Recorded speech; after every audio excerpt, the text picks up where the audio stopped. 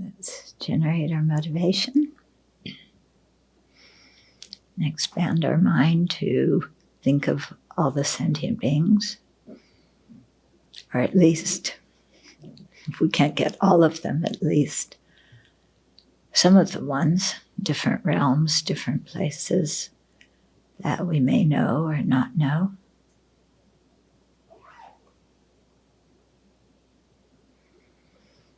All of them wanting happiness, none of them wanting suffering. All of them being run by or operated by the self-grasping ignorance and the afflictions that it produces. And what's even more tragic is not even knowing that they're in samsara, not even knowing what their situation is. Just being born here and accepting it as it is and trying to be happy without really thinking about the meaning of their life or what it means to be in samsara, what it means to be controlled by ignorance.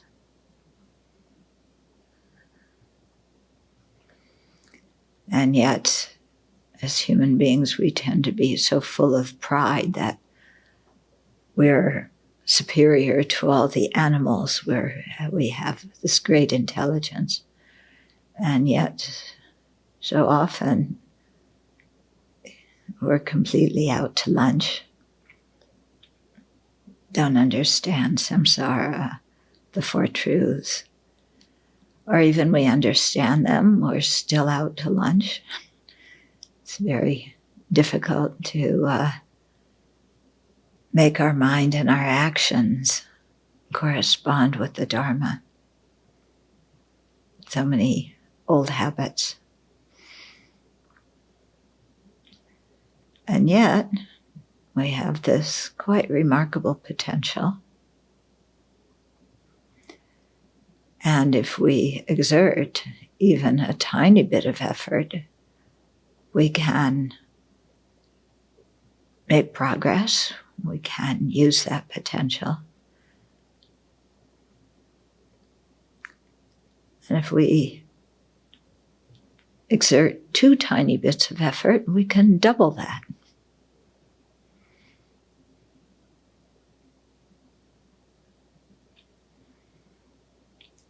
So let's not see Dharma practice as hard. It's not hard. The afflictions are hard.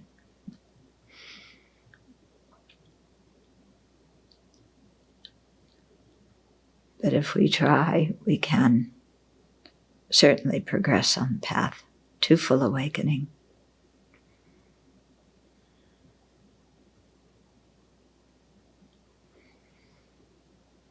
So let that be our motivation for sharing the teachings this evening.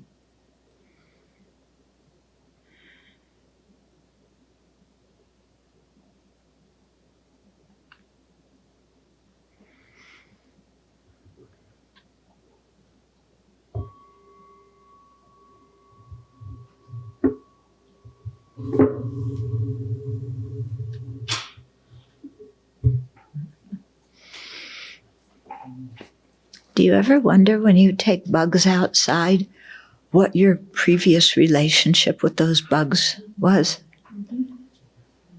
Yeah. Who you were, who that bug was, what your connection was in the past. Yeah. And then to think, we'll meet again in the future, and who knows what forms we'll be in and how we'll connect then. But we can at least make an aspiration to be able to benefit that bug. And there's plenty of bugs to practice with. And there's even a few human beings, which I don't know if they're more difficult or or easier to practice with.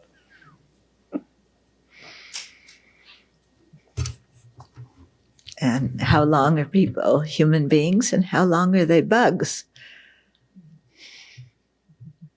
Yeah. Okay, so we're on page 314, a little over halfway down, and we will finish the book this evening, hopefully.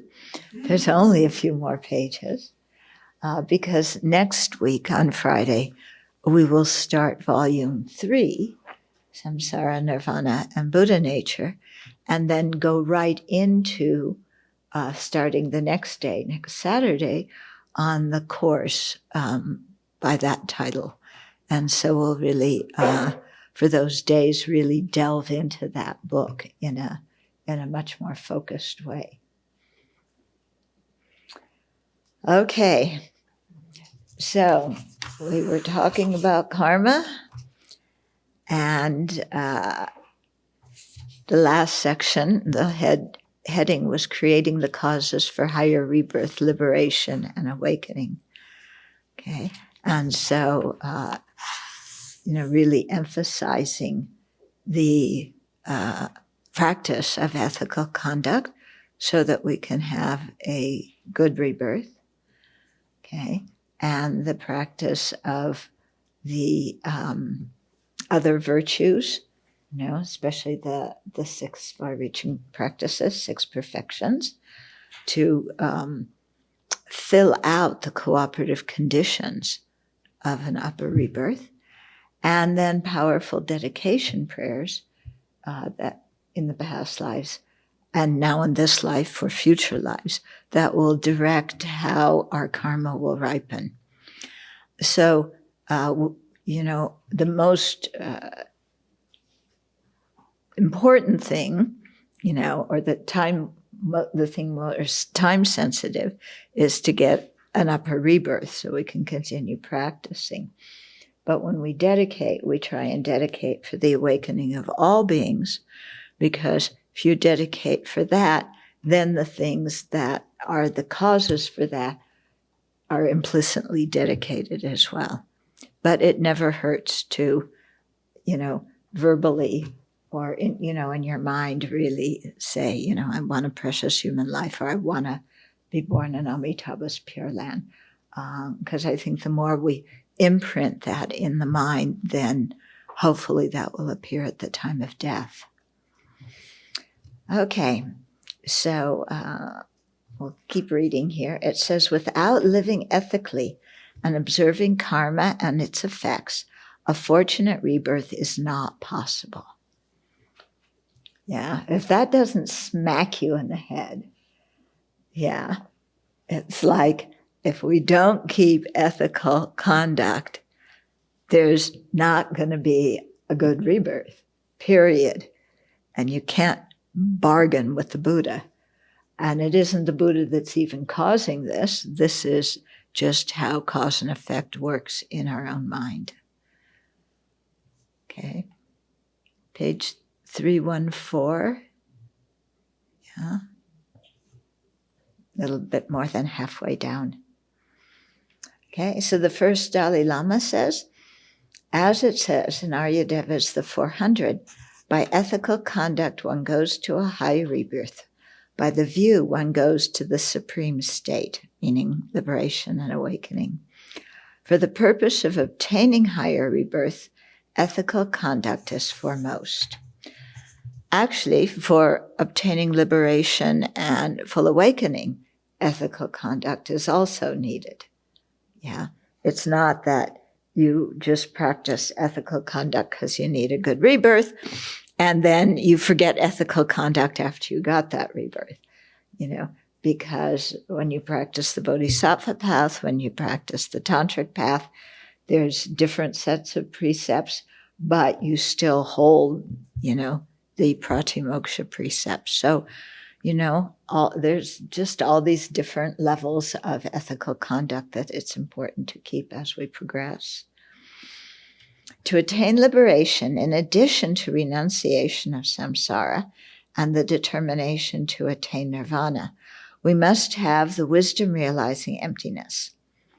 with renunciation and the aspiration for nirvana give us the motivation to practice the path of cleansing the mind of ignorance, which is the root of samsara. The wisdom realizing emptiness is the actual realization that overcomes ignorance. So renunciation is important because it is what motivates us to try and get out of samsara and to try and realize the wisdom, realizing emptiness, to actualize that wisdom. Yeah. So some people don't like meditating on the dukkha, the suffering of samsara, and, renunciation. So, you have to give up all your attachment to sense pleasure. Yeah. And, who wants to do that? I like my sense pleasure. Okay. But I also want to be a Dharma practitioner. Yeah. So I'll kind of pick and choose, what I do. And somehow I'll pull it off. Yeah. Be careful of that way of thinking. Okay. It isn't, we so often think that, like, we think in terms of people, like somebody's going to judge us, somebody's going to determine our next rebirth. So if we can, like, please that person, pull it off somehow, then, we'll come out on top. But it's not a question of pleasing anybody, This is just a system of cause and effect. And either we create the causes or we don't create the causes. Yeah. So it's we have to adjust our way of thinking, and see that if we want something, we have to put some energy into creating the causes. And, if we're thinking, I don't want to meditate on the suffering of the lower realms, I don't want to meditate on the 6, faults of samsara and the 3 sufferings and the 8 sufferings of human beings. So many lists of unpleasant things I have to meditate on to generate renunciation. This makes me depressed. Actually, it shouldn't make us depressed. If we're meditating properly, it should make our minds sober, and we should see that there is a way out. If there's no way out of samsara, then yeah, of course, meditating on that would make us depressed. But there is a way out of samsara. So you don't just stop at the first two truths, true dukkha and true cause. You have to remember there's true cessation and true path as well. Okay? And then you see when you do the meditations to, on true dukkha and true cause, it makes your mind, it lowers the energy, it makes you much more careful, much more aware, much more heedful of your actions, because you really want to steer your life and your future lives in a certain direction. And you don't want to keep going around and around on the merry-go-round. Yeah. So, yeah. When you think, if you're riding a merry-go-round all day and all night, you're sick to your stomach. When you think about getting off that merry-go-round, does it make your mind happy? Yeah. So when you renounce the merry-go-round, it's like you don't get depressed. It's like, now I'm going to go towards happiness. Okay. The Buddha's teachings describe how to cultivate renunciation and wisdom realizing emptiness. We should examine if other paths contain these teachings. Okay, so if you're trying to figure out what religion to follow or what philosophy to follow, see if they have the teachings on emptiness or not. If they do, that path can lead you to liberation. If they don't, then you won't be liberated by following that path. To attain Buddhahood, two critical factors are required: bodhicitta and the wisdom realizing emptiness. As above, the wisdom realizing emptiness is necessary to cleanse the mind of all ignorance, which keeps us bound in cyclic existence, and its latencies, which inhibit the mind from knowing all existence. Bodhicitta gives us the aspiration and energy to create the vast merit necessary to attain full awakening. Here, too, the Buddha Dharma teaches us how to cultivate these two factors, and we need to examine if other paths also contain these teachings. Okay, so there's a whole section here where we really compare, the four truths as they're described by the Buddha and the four truths as they're described by other religions and philosophies. So what is our situation? What is its cause? Yeah. Is there a remedy? Is there a state of freedom? And if so, what is the path? And then you can see each religion, each philosophy has its own version of what those are. Yeah. And so when you really check them out deeply, and when you understand the Buddhist four truths, then you really see how it's that explanation is really superior to all other paths. And you do this just by thinking about it and seeing that things make sense as the Buddha described them. Okay. When we speak of higher spiritual goals, such as liberation and awakening, the meaning of the word dharma becomes more specific. It must be the teachings and the path that lead to nirvana and awakening. In this context, actions motivated by attachment to rebirth and cyclic existence, and actions done without the correct understanding of emptiness, are not suitable. Okay, so, usually the line differentiating worldly practice and dharma practice is whether the 8 worldly concerns are present or not. And in that version, if you have an aspiration for a good future life, that mind is a dharma mind, and you have a dharma aspiration. Here, when we're thinking about liberation and awakening, dharma goes up a step, the meaning of dharma, and it's not just aspiring for a good rebirth, it's aspiring freedom from the whole merry-go-round and aspiring to be free from the merry-go-round so you can benefit sentient beings. Mm-hmm. The attainment of full awakening requires the bodhicitta motivation. So no bodhicitta, no full awakening. After all, how could there be a Buddha who lacks compassion and the altruistic intention? I mean, if you think about it, how can somebody become an awakened being but cherish themselves before everybody else and lack compassion for others? That's just not going to work. Yeah? Okay. Okay.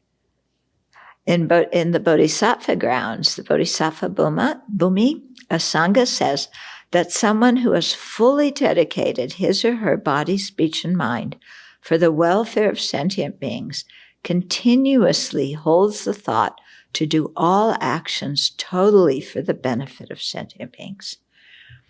Okay, so that's the demarcation of becoming a bodhisattva.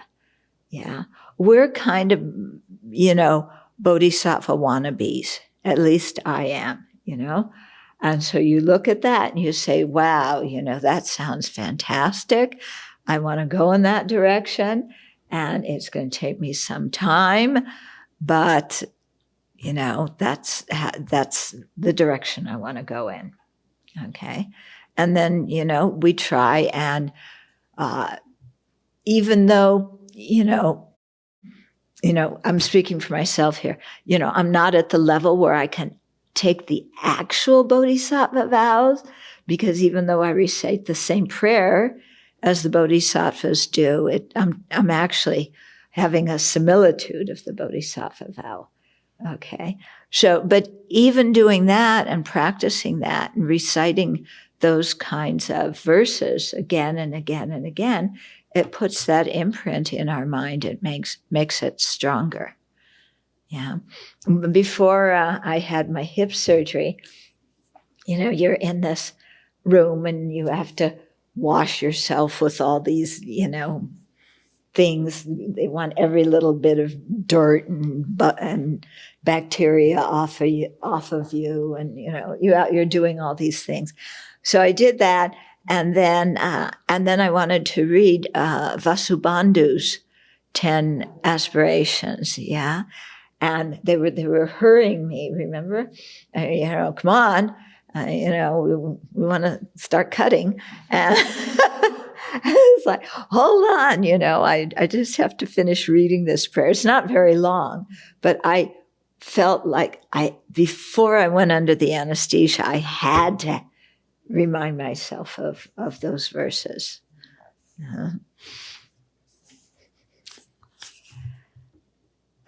Okay. With such an intention of bodhicitta, a person has no fault or infraction in the bodhisattva training and creates great virtue. Okay, so here's what Shantideva says.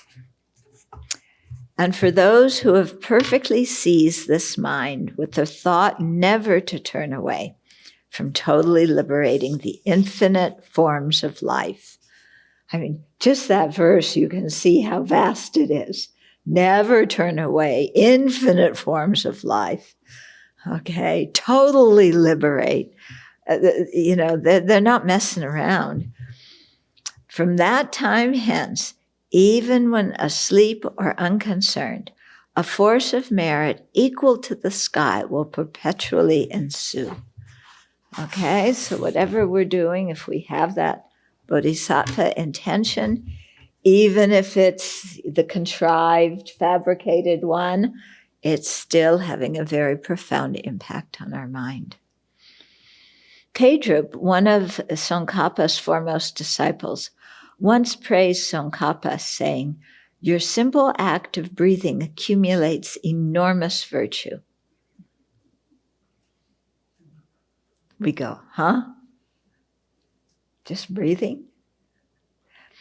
So His Holiness says, I don't think this means that Tsongkhapa has bodhicitta manifest each time, it manifests in his mind each time he breathes, thinking, I inhale to become a Buddha for the benefit of all sentient beings. I exhale in order to become a Buddha for the benefit of all sentient beings. It doesn't mean that, okay? Rather, all of his actions, including eating, sleeping, and so on, are motivated by or associated with powerful bodhicitta. Okay. And so Nagarjuna says, like the earth, water, wind, and fire, medicinal herbs, and the trees in the wilderness, may I always freely be an object of enjoyment by all beings as they wish. When we were in India, you remember, and His Holiness gave the Pelden Lama initiation. You didn't go, you went.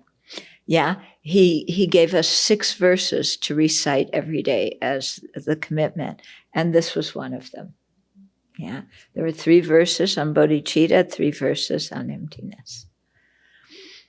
If someone conjoins bodhicitta with the wisdom directly realizing emptiness, he or she is on the path to fulfilling the collections of merit and wisdom and becoming a Buddha. Okay, so that's really taking the whole teachings on karma and seeing where it will take you when you follow cause and effect. The next section is a deeper perspective on causality. Karma and its effects is sometimes taught in simple terms to new audiences in order to communicate the importance of ethical conduct. As a result, some people may think about karma and its effects in a very simplistic way, as in, I hit you this life and you will hit me in the next life. Okay? Kind of Sunday school version of karma. Yeah? To teach people don't hit anybody. Yeah.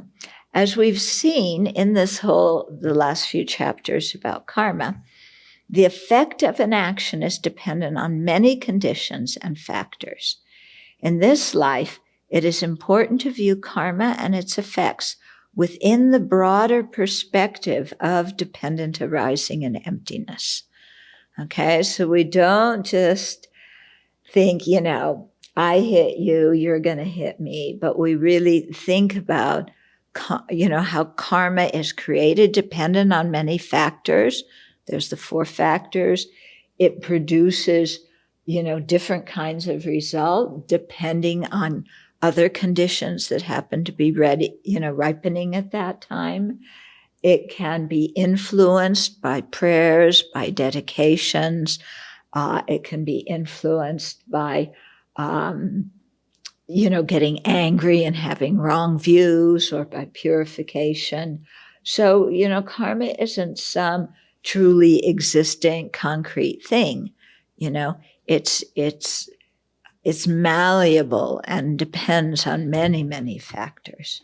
So many that we really, as ordinary beings, there's no way we can really even contemplate the myriad factors that are there.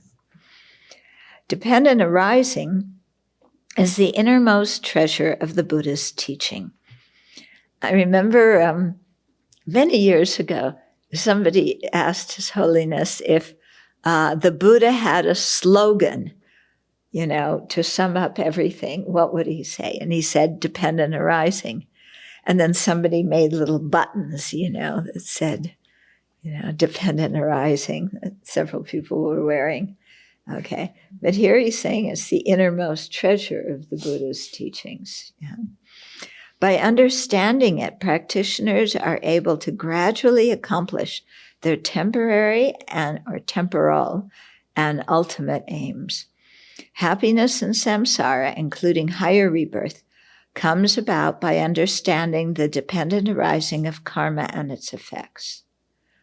This understanding forms the basis for adopting the ethical conduct of restraining from destructive actions and engaging in constructive ones. And His Holiness repeatedly says that in order to really be prepared to meditate on emptiness, we have to have a very strong understanding of karma and its effects and conviction in that, because without understanding causality, it is very easy when you do the analysis to try and find how the I exists, to conclude that because you can't find it, nothing exists, and then you fall to the extreme of nihilism. But if you have an understanding of dependent arising, then that will prevent you from falling to nihilism, because you will see that emptiness does not negate cause and effect. It doesn't negate the functioning of, causal dependence. Okay, so that's why it not only forms the basis for abandoning what we're supposed to abandon and practice what to practice, but also for, gaining the higher realizations. Yeah. Because especially in Tantra, we hear people totally misunderstand Tantra and say, oh, everything is non-dual. There's no good.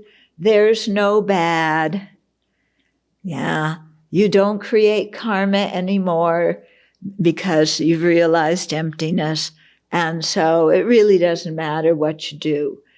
And the people who say this haven't realized emptiness and then start doing whatever they want, thinking that because they can say those words that karma is not going to operate for them. And that becomes very dangerous. Mm-hmm. Yeah, sometimes people, they get a tinge of kind of arrogance, I'm a Tantra practitioner, I visualize myself as this deity or that deity, and, I'm doing completion stage practice, watching my breath go here and there, and they start thinking that they're really advanced when they aren't. And then say things like this. But then the masters, when they teach, when you're really a highly advanced or highly realized practitioner on the completion stage, they say, okay, if you can look out there and there's an apple tree, and without going there and without any kind of modern technology, you can make an apple fall off that tree. And then by the power of your mind, you can make it go up and reattach to the tree. Then you have some realizations. Yeah. But if you can't do that, then chill out and do your practice. Okay. However, understanding dependent arising in terms of karma and its effects, or causal dependence in general, is not the complete understanding of dependent arising. Animals also understand cause and effect to some extent. Yeah. Maitri is amazing. When she hears the sound, even she's downstairs. This cat is amazing. There's the little cheese things, the string cheese bag. When she hears me open it and the plastic moving, I haven't even taken the thing out. She runs up that stairs. Okay, she knows cause and effect. That sound means I'm eating something delicious, and if she comes there, I'll let her lick the wrapper. I don't give it to her because milk products aren't good for kitties, but she can lick the wrapper, which she loves. Okay, so, animals understand it. If we investigate the meaning of causal dependence further, how do we account for the fact that a cause produces an effect? Why is one event dependent on certain other specific events and not on others? So why do certain causes produce certain effects and not other effects? And why do effects come from causes to start with? Okay, so this points to a deeper way to understand cause and effect. If cause and effect existed inherently, they would have a fixed essence. They would be self-enclosed entities that could not interact with other things. Okay, because remember, inherent existence means something is independent from all other factors. So if a seed were inherently existent, it could not be affected by water and fertilizer and heat and being planted in the ground. It wouldn't depend on any of those factors.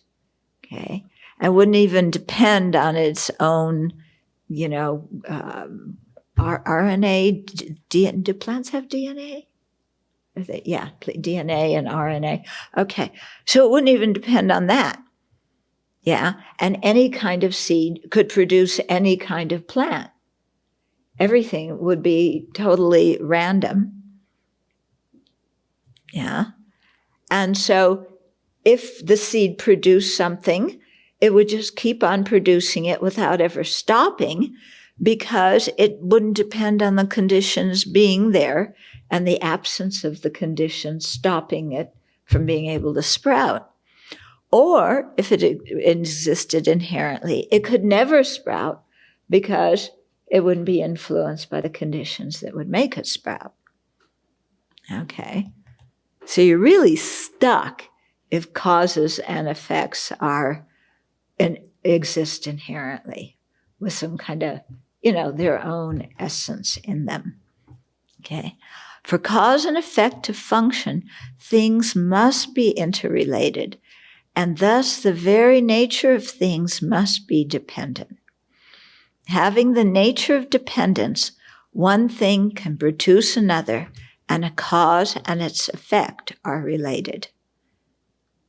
Yeah, because again, if they were inherently existent, then they would be totally unrelated. Yeah, and any cause could produce, any effect. It'd be complete chaos, actually. Causes do not depend on their effects in a temporal sense. We know that causes precede the effects that depend on them, but they do depend on effects in terms of their identity. Okay, so we're moving from causal dependence here into another kind of dependence. Yeah. Without there being a potential effect, something cannot be identified as a cause. The very identity of something as a cause depends on its effects. Cause and effect are defined in terms of each other. So what this means is if you have a seed there, okay, it's not a seed from its own side. Yeah, we have a definition of what a seed is, It's something that can produce a plant. So, that's a coarse general, definition. I'm sure there's a more specific one. Okay? But that thing becomes a seed because it has the potential to produce the sprout and the plant. If it didn't have that potential, it could not be identified as a seed. Okay? So the cause being identified as a cause depends on it having the potential to produce a result. Okay? So when we think in terms of causal dependence, the cause produces the effect, and the effect is dependent on the cause. When we're talking about this kind of mutual dependence, the cause and effect are related to each other. They don't cause each other. The effect does not cause the cause, but they are identified as a cause and as an effect because those two things are related to each other. Okay, is this clear? When you think about, so this is very interesting when you can really sit and think about this a lot, that all the relationships we have are postulated independence on somebody else. You're a parent or a child or a brother or a sister or a second cousin 4 times removed or a niece or a nephew, an aunt or an uncle. Depending on other people, yeah, that's how you become that. And this is very good for if you tend to take pride in your social status or your career. I'm a, whatever it is. I'm an economist. Yeah. I understand all these complicated things. What in the world is a hedge fund? I know what hedges are, they're plants that grow, but why would you have a fund? I know what a hedge fund is, and I know what I don't know, they have all these complicated things now. But why are you an economist? Are you inherently an economist? It's only because there happens to be an economy, and because there happens to be all these different kind of banking and financial, names and accounts and things like that. Yeah. And you're only important as an economist because other people think you're important. Yeah? If nobody thought economists were important, you are not important. Yeah? So your social status, your whole image, your whole identity of yourself, is dependent not only on other people, but on the social structure around us. And where did that social structure come from? Is it inherently existent? Is capitalism solid capitalism and socialism solid socialism? No, they're things that human minds made up. We made up these systems. Yeah, they're completely dependent on our mind. They have no essence or meaning, from their own side at all. Just depends on the meaning we give them. I was telling people, because I've been, part of my job at the Abbey is to deal with finances and things like that, and to figure out, how to protect the donations we receive before we build the Buddha Hall. And I look, and, there's like all these numbers and money, you move money from one account to the other. You don't move anything. There's nothing that you move. You open a bank account, there's nothing that you put in it. Is there? What happens is you get a little book with some numbers in it. Yeah. So I'm sitting here and it's like I've never had much money, and now I'm working with these big sums of money, and it doesn't mean anything to me. Because it's all just numbers on a piece of paper. And we gave meaning to those numbers on the piece of paper. And you don't even trade paper anymore.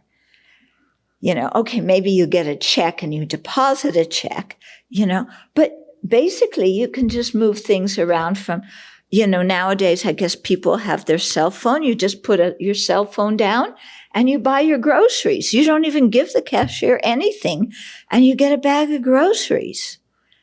Yeah, and you go to buy a car and you give that person a piece of plastic for a few minutes and you can drive a car home. When you think about it, it's all completely crazy, isn't it? But we imbue it with meaning. And we give so much meaning to these things. When you look at your bank statement, it isn't the first number that's important. What's important is how many zeros follow that first number. You want zeros. Yeah, think about it. You want zeros. You can have a 5 or a 9, but if it only has 1 0 after it, yeah.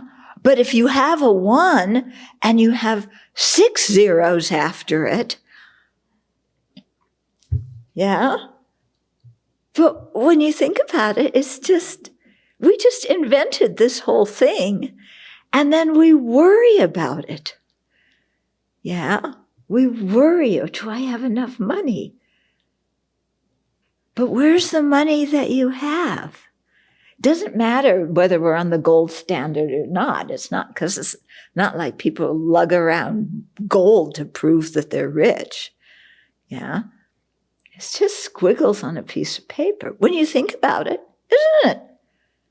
Now, some people are looking like you're absolutely nuts, This is important. But think about what it really is, And you work so hard to get a diploma or a certificate. And, and then, especially the ones with the kind of gold starry things that are on it, and that you put in a nice frame and you hang on the wall, and your parents look at it and go, "Oh, my son, my daughter, they're wonderful," and then your parents can brag about you to all their friends because you have a piece of paper.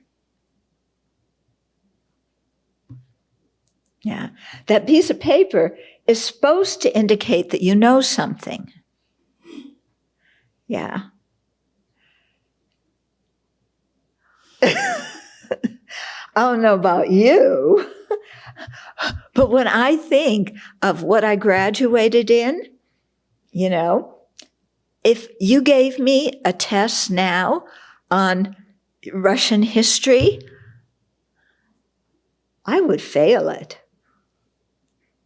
Yet, there's a diploma somewhere. My parents have it. I have no idea where it is. Oh, my parents are dead. They don't have it.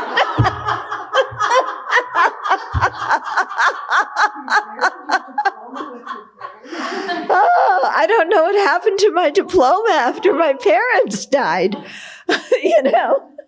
So, yeah. But when you think about these things, just how our mind creates stuff, and then we take ourselves so seriously. Yeah, I am a this, and that person is a that. And, it's so totally ridiculous. Okay. No, I'm not saying that those things are meaningless. They have meaning, but they're empty of their meaning. Their meaning exists because we've given them meaning. So we follow laws and we, move our money from here to there, or maybe you don't have money and, you draw in a few extra zeros when you can. But, we shouldn't take these things so seriously as if they have, really profound impact on our value as a human being. Yeah. We follow them. They're conventions. We follow the conventions.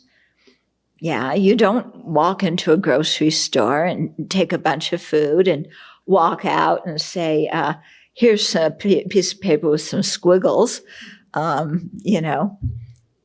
because if you don't have the right squiggles, they're not going to let you walk out with the groceries. So, we follow conventions, but when you think about the conventions, they're just totally things we made up. So if you're taking yourself real seriously, you may feel a little bit deflated. Yeah. But if you don't take yourself so seriously, you can laugh about all of this. Yeah. And laughing is really the only way, in samsara to survive, I think. Okay.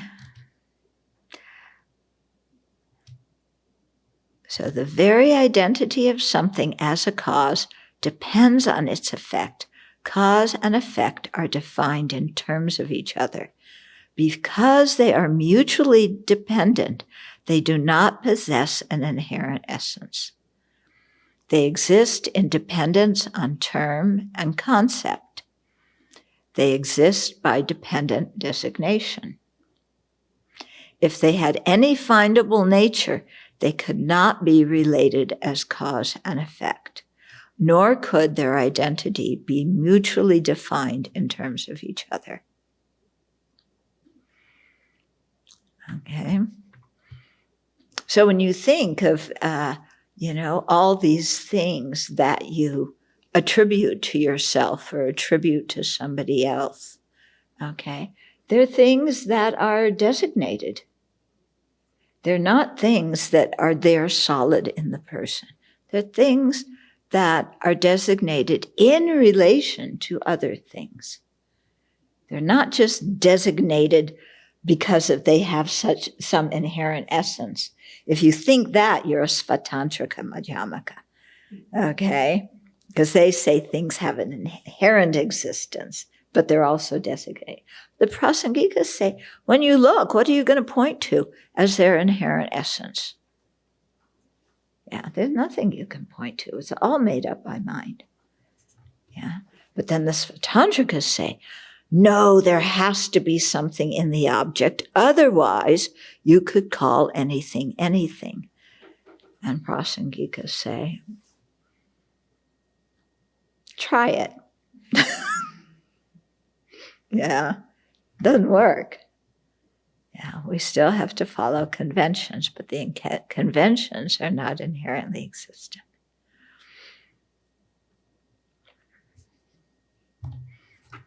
I like when I introduce people to talking about emptiness, I like to talk about manners first, because we think manners are inherently existent. And somebody who doesn't follow manners is a rude, just disgusting, inconsiderate person. Okay? But who made up what is polite and what is not polite? Okay. In Tibet, when you're introduced to somebody that you respect, you show respect by sticking out your tongue. Like that. Also. Okay? So if you have yellow crud on your tongue, everybody sees it. Okay? It indicates that you are not a threat. It's like shaking hands. You shake with your right hand to show you don't have a gun in it. You stick out your tongue to show that you're not using some mantra to do something to somebody. Okay? When there are spirits around and you want to scare the spirits away, you clap your hands. Okay? You clap as loud as you can. So, when young husbandsmen marched with his British troops on his trip into Tibet in 1906 or sometime around there, and the Tibetans were lined up on the street like this, the British thought that they were so happy to see them come and occupy their capital, that they were applauding. Actually, the Tibetans were trying to scare away the white ghosts. Yeah. When the Tibetans did stick their tongue out, the British thought they were being very rude. Actually, they were being polite. Yeah. So it's, what we call polite and not polite is just totally made up by the culture. Yeah. Yeah. In Tibetan culture, when somebody offers you more food, you're supposed to say no. Maybe on the third time they ask, then you can say yes to the food or the tea. But Westerners, if we offer somebody food and the person says no, we figure they mean no and we don't offer again. So many of the Tibetan monks, before they come to the West, their friends who have been to the West counsel them, if they offer you tea or food and you want it, say yes. Because if you say no to be polite as a Tibetan, they won't give you anything. Yeah.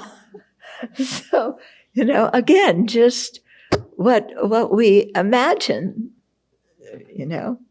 things.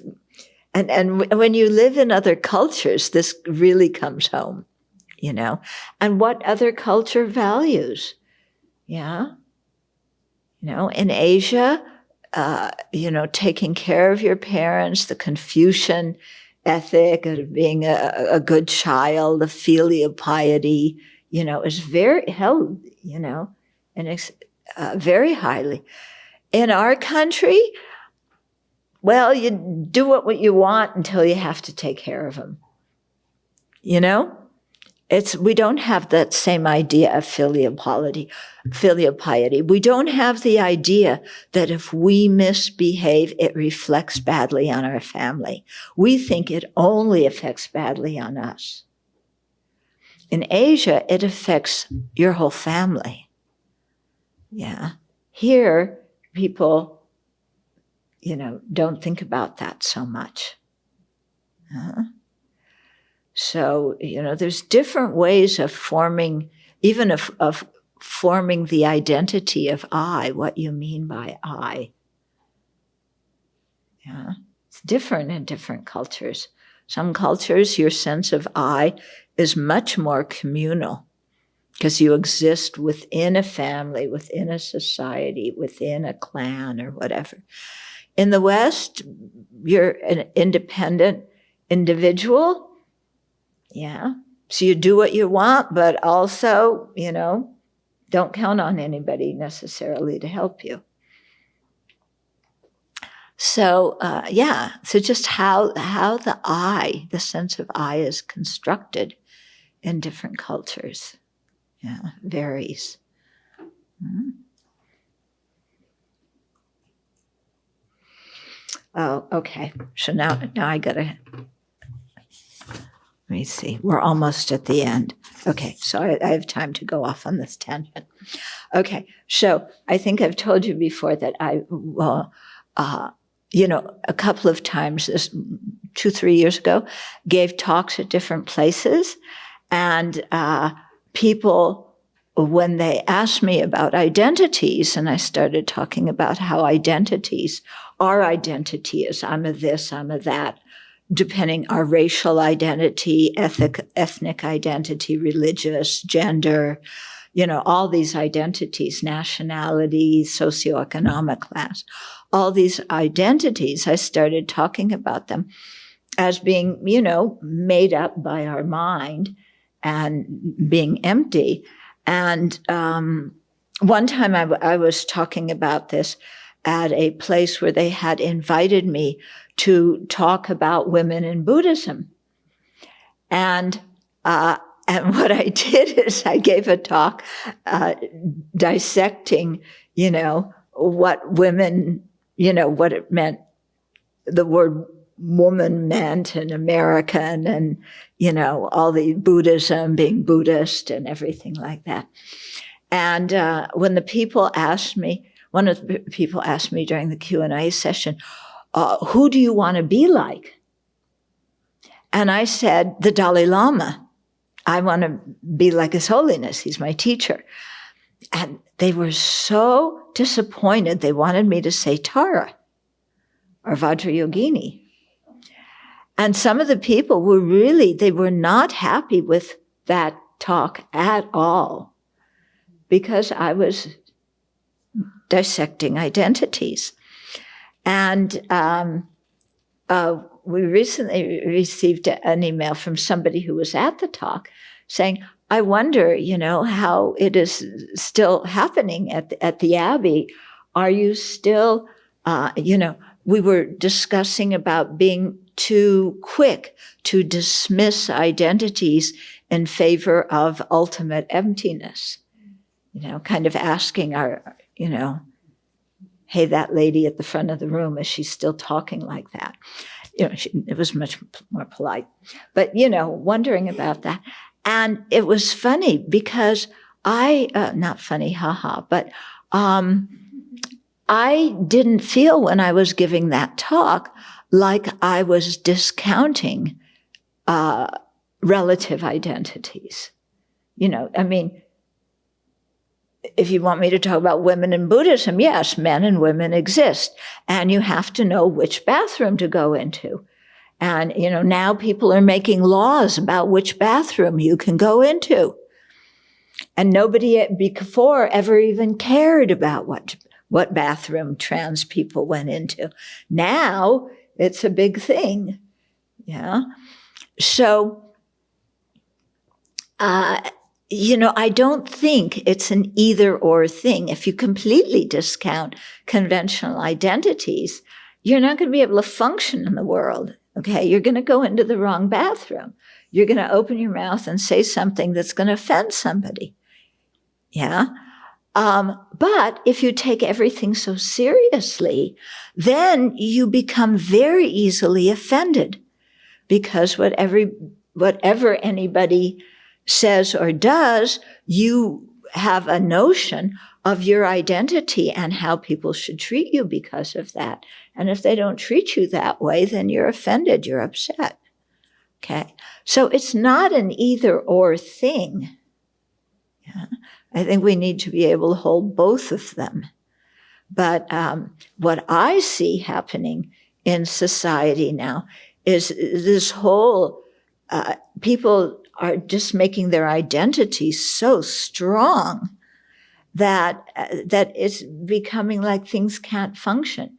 If you look in Congress, you're a Republican or you're a Democrat. And now it's like, forget what you believe, forget the people that you represent. If you're a Republican, you vote this way. If you're a Democrat, you vote that way. If you're incredibly brave, you may vote your conscience. But that's only for people who are incredibly brave if they think that the other side has the best policy. Yeah? But if you're interested in pleasing the leaders of your party and you want to get reelected, because that's the most important thing, is to get reelected, then you vote according to how people expect you to vote, not what you think is the best thing for the country. Yeah? So, grasping on to these identities like that, it really causes so much suffering. Yeah. And, people are offended by things that the other person had no intention to offend them about. Okay. And then, this one's offended because of that one. And then when this one's offended because this one, said some kind of remark that this one finds bad, then this one gets angry. Then this one gets offended because that one got angry when they said an innocent thing. And then you have two upset people who are blaming each other for pulling the whatever card it is that, the race card, the religion card, the gender card, the nationality card, whatever it is. Okay? And I just think it's kind of gone a little bit too far. Yeah. Yes, we need to be aware of racial discrimination and structural, institutional racism. But I don't know about you guys. I mean, we've all been training our minds to think like the Buddha has taught us. Yeah. Does the Buddha teach us to grasp our identities strongly and to be offended? No, the Buddha teaches us, to let go of the self-centered thought, to see things, as created by the mind. Yeah. To be patient and tolerant with other people. Okay. So, so when I talked at Harvard one time, there was some of those undergraduates, they got so mad at me, because, I tried to explain, I've been trying to train my mind to see all sentient beings as equal in wanting happiness and not wanting suffering, and looking into people's hearts and seeing that that's the most important thing to know about any living being. Yeah, their race, their age, their health, all that other stuff is not important. You know, when we really understand that everybody wants happiness and doesn't want suffering, and that different things give them happiness and different things give them suffering, then you can really, you can connect from the heart with other living beings. Yeah. But for these Harvard students, that was whitewashing. Yeah, that was whitewashing differences and not being sensitive. And it was very, very strange for me. Yeah. So it would be interesting if a Buddha appeared and those students talked to the Buddha, or the Buddha, you know, gave a lecture to see if how the students would change. Yeah. Anyway, I'm sure what I said now has offended other people, but, you know, have mouth will offend. And together with that is have mind will be offended. Okay.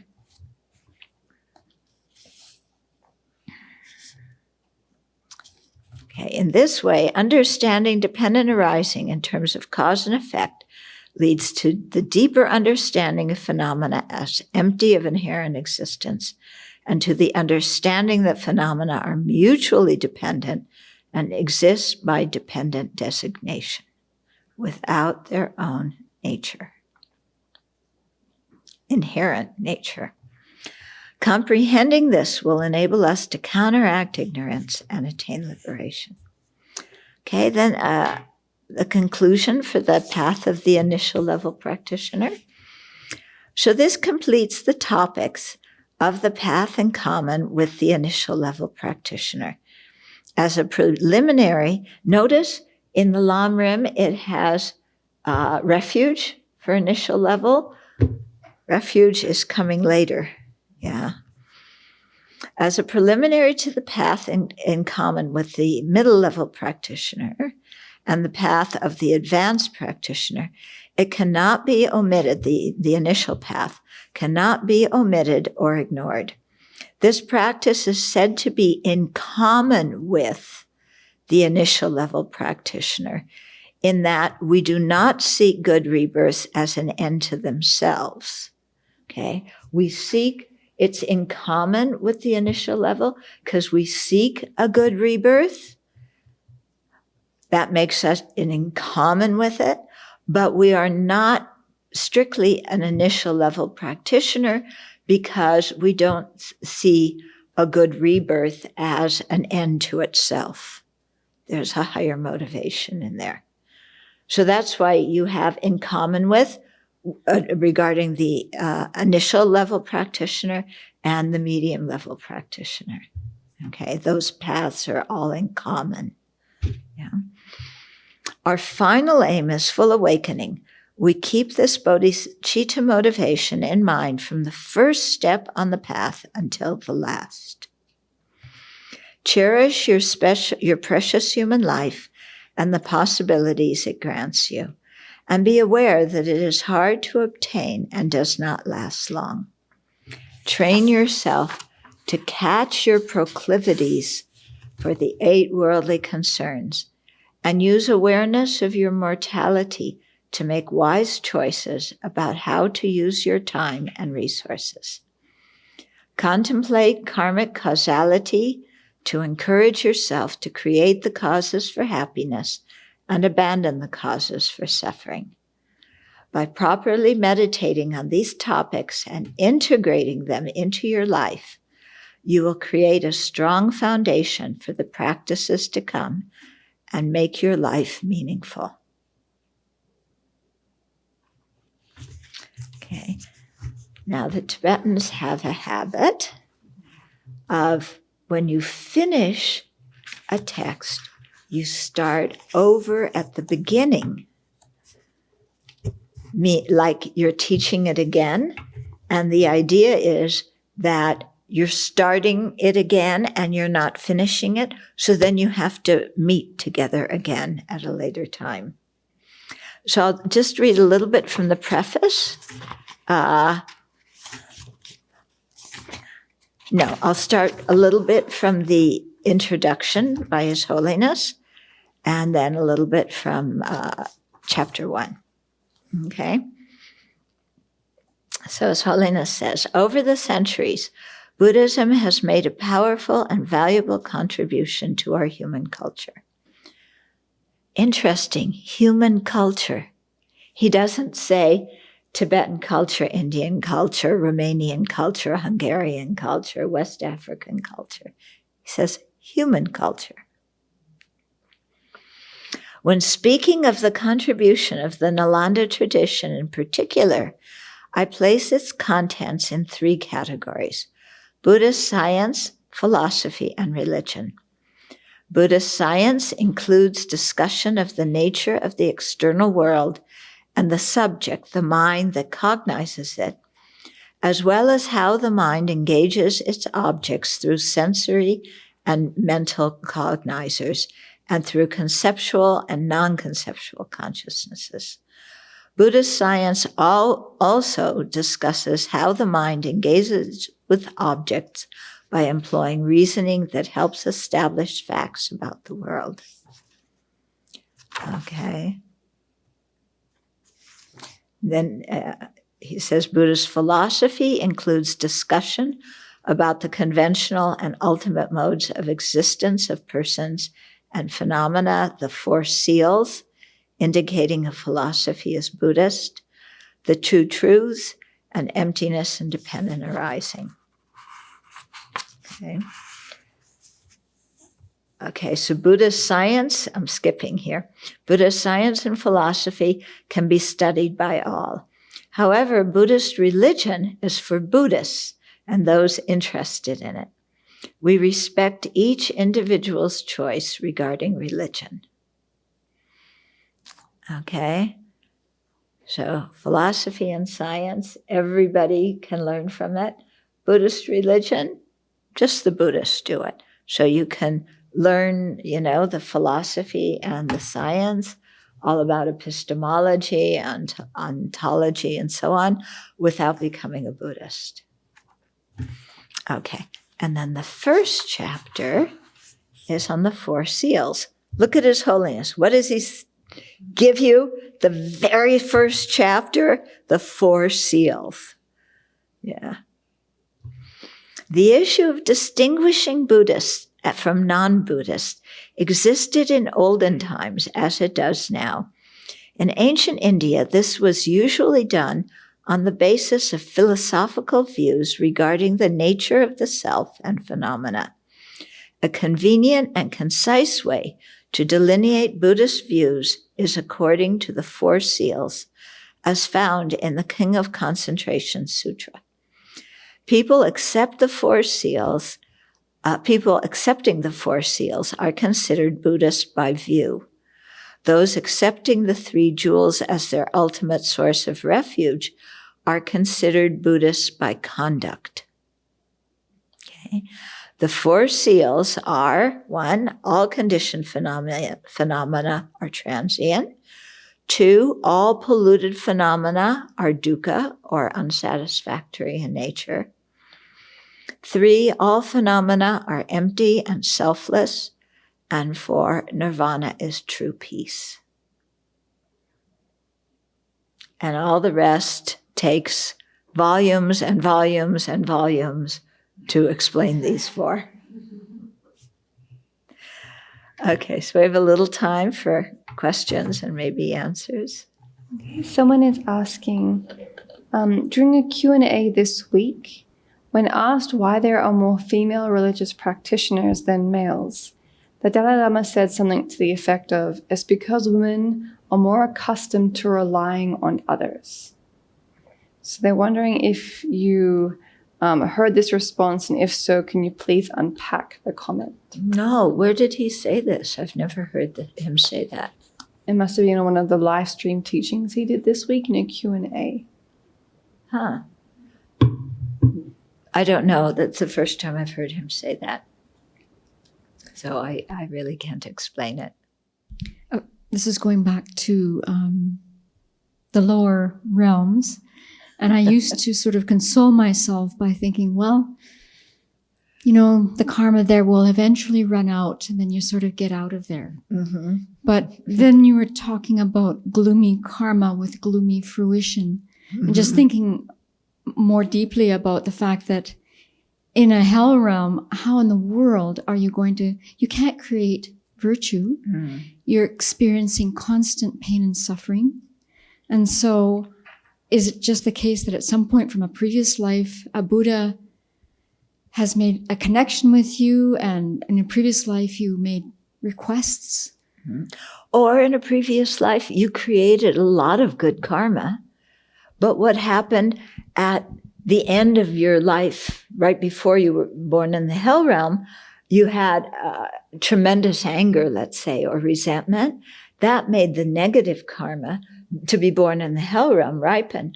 But all the other positive karma that you created in that life and previous lives is still in the mind stream and it can ripen later. But you're constantly creating non-virtue in a hell realm, right? Yeah, but you're in the hell realms only as long as that particular karma to be in the hell realms while it still exists. When it exhausts, then you die from the hell realms. If you're reborn there again another time, it's because of a different karma. So even though you're creating all of this new non-virtue, that will happen in a future life? Yeah. Okay. Yeah. Unless, for some reason or something, it ripens, a new negative karma ripens after that. And you're born, you have 2 consecutive rebirths in the hell. But, that's not a given. We go up and down all the time. Someone is asking that when we practice visualizations, where we visualize ourselves as deities, Mm-hmm. these deities have defined sexes, like Tara is female, Chenrezig is male. Mm-hmm. I wonder what the purpose is of the deities having different sexes. Meditate on them, and maybe you'll find out through your meditation. Because each form, affects you in a different way. The colors of the deities affects you in a different way. The number of arms and legs they have, their posture, all these things are representative and they affect our mind in different ways. So, visualize Chenrezig, visualize Tara, see, what the difference in how they affect you is. When I must say that when I meditate on Chenrezig, I don't think of Chenrezig as male. To me, Chenrezig is very androgynous. Yeah. But, just see through your own experience. Yeah. Another person is asking whether mental consciousness and ethical restraints are the same thing or whether they depend on each other. Mental consciousness perceives many, many, many different objects. Okay. Ethical restraint is,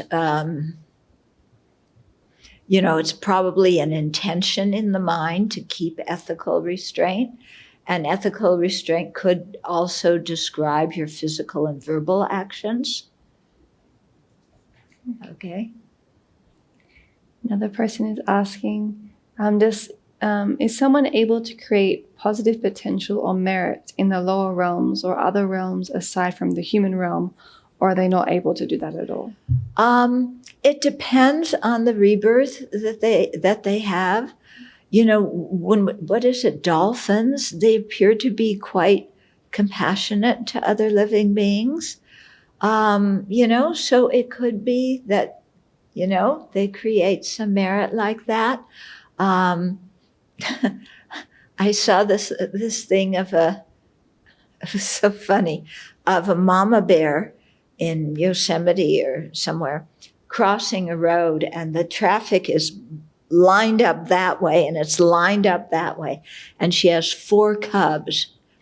And she's crossing the road, and all the little cubs are supposed to follow behind mama. But you know little kids, they all run in their own directions. And this mama bear, she was going back and, picking up her cubs by the nape of their neck and carrying them across and carrying that one, and this one ran back. And she had to go like this. That mama, she loved her cubs. She was not going to let them be exposed to danger, and forget the fact that traffic was blocked. Okay? So I think, she had some kind of kind, compassionate feeling, wanting those cubs to be safe.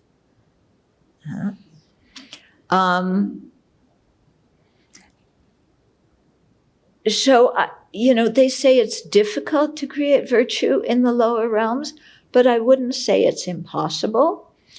Also, another way that you create virtue is by having contact with holy objects. So that's why we take the cats around, they circumambulate the Buddha in the garden. Why we have all of our kitties. Now they're in the other building. The teachings are in one building. They aren't in that same building, but before they were, so they listen to teachings. Some people have sent us pictures. There's a great picture on our website. Somebody with a parrot is sitting, listening, and there's a picture of our class in the background. And somebody else with their dog on the floor and the computer, with the picture in the background. So, they hear the sound of the Dharma. They hear the teachings. They see altars. They hear if you say your prayers out loud or mantras out loud. Okay, so that's called virtue by power of the object.